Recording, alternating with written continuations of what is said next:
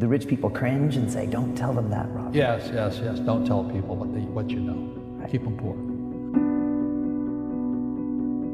The moment I pay you, you think like an employee. He says, that's the trap. Entrepreneurs work for free. As long as you're hungry, you'll think. The school system will never teach you about money.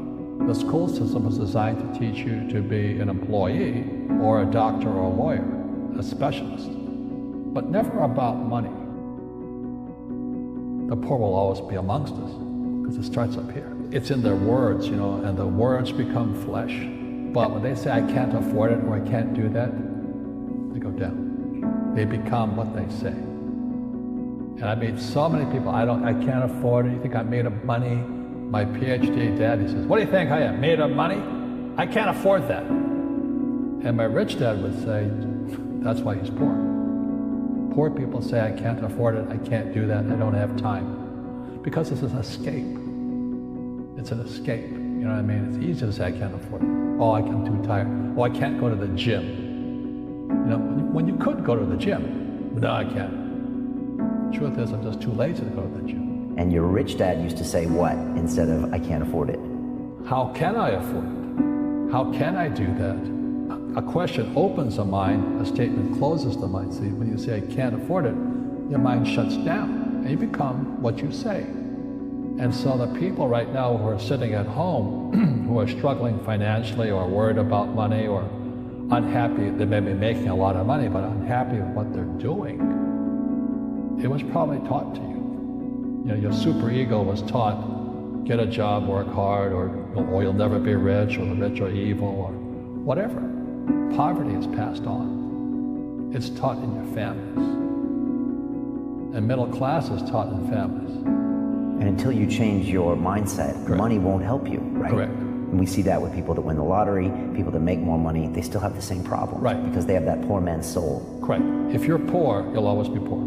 That's really hard for people to understand. Yeah, the money will disappear that fast. Just like most pro athletes, you know, they make millions of dollars, and what, 65% are bankrupt 5 years later? It's because they come from poor families. Now you tell them that, they get very angry at you. It's not, it's the rich fault. You know, you guys ripped me off. Government ripped me off. But unfortunately, what Mr. Lipton was saying, it's passed down genetically. That's the frightening thing. If you don't want to learn it, I can't help you.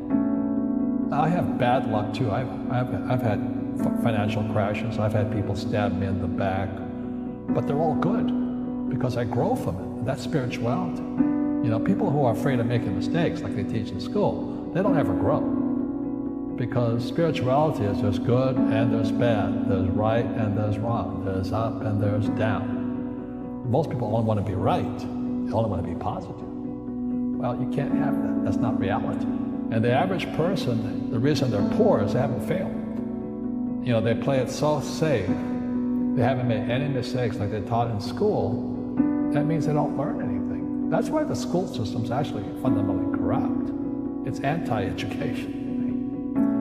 But the average guy is standing there, oh, I'm an A student, I'm going to do this all on myself, and a bunch of rugby players run you over, and you go, well, they're not playing fair.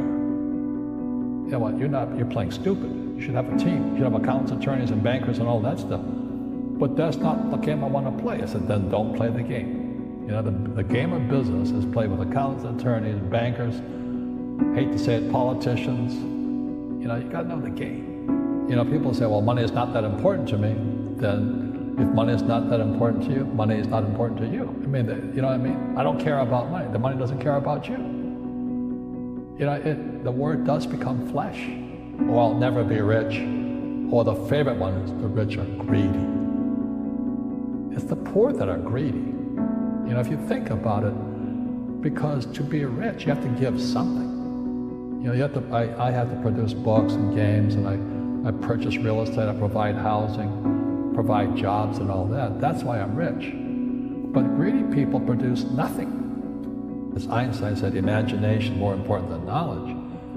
But knowledge empowers imagination. And what most people lack is real business knowledge, like accounting.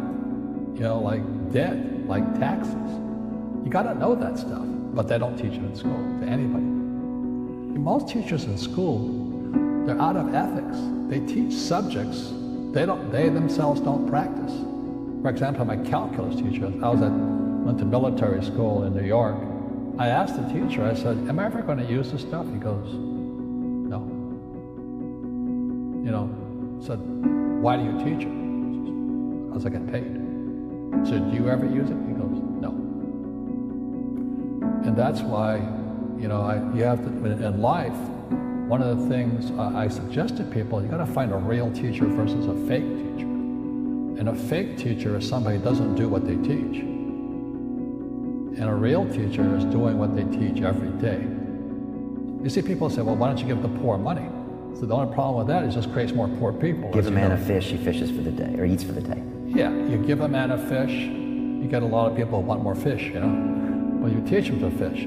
We become creatures of our own habits. And until we break the habit, we don't change. So, and then when people ask me, how did your rich dad learn this when your poor dad, a PhD, didn't? And the answer is very simply, my rich dad, who's my best friend's father, his father died when he was 13. So rich dad had this family business at 13 to run. So he had to drop out of school, which was his blessing. There's blessings, and sometimes a blessing doesn't look like a blessing, but it turned out to be a blessing. And then his teachers became his bookkeeper, his accountant, his attorney, his banker, his real estate agents.